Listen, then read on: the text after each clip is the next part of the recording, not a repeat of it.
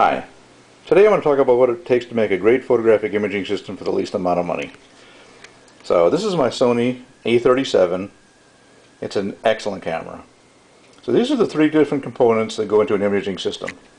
Number one, the lens, such as this Minolta 100mm f2.8, one of the sharpest lenses ever made. Lenses are the most critical component of the system. Number two is the imaging processor, which in this case is a 16 megapixel sensor.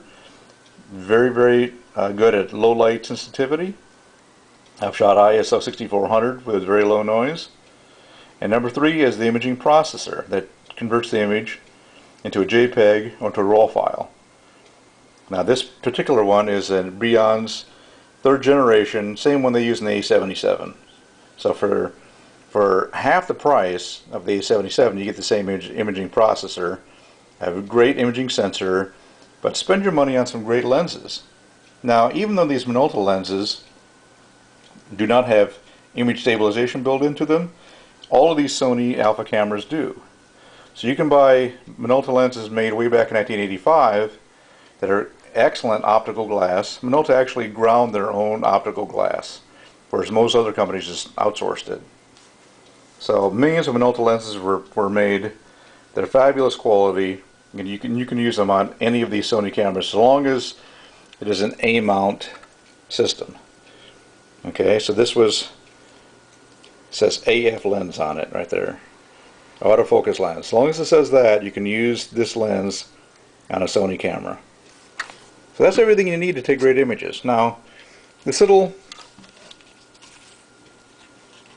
viewfinder on the back here, this really only has a couple of purposes. You can use it to make a setting or two if you need to, but most of the time you want to make your settings through the electronic viewfinder so you can see what you're actually changing. This is really only good for taking really low angle shots like flowers near the ground, or you can pull this out and then flip it down like this and shoot something over your head so you're holding it way over your head. That's really the only reason to use this screen. If you're reviewing your pictures, you don't want to use a little screen like this. You want to use a large computer monitor with that's calibrated and gives you much better images. But if you really want to show off your pictures, here's what you do.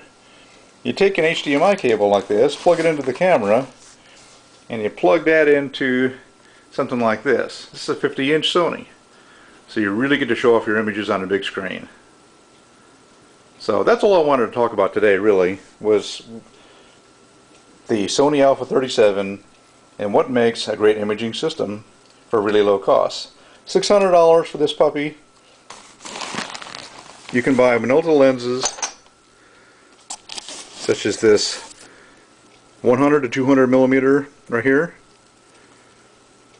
Well, I got this from eBay for $79. It was made in the late 80s. It's still in mint condition. It does an excellent job. Again, image stabilization is built into the camera, so no need to have it in the lens. Here's another great lens, the 24-85. This is my favorite lens, and I use it on the camera most of the time.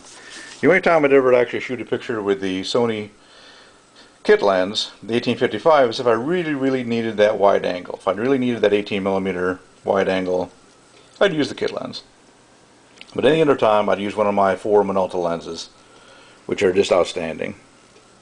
So, and of course, I shouldn't go away without mentioning one of the most fabulous bargains, which is the 50mm f1.7.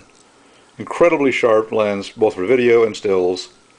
Very lightweight. Put this on the Alpha. As you can see, makes it a very low profile camera, and you'll get very sharp images.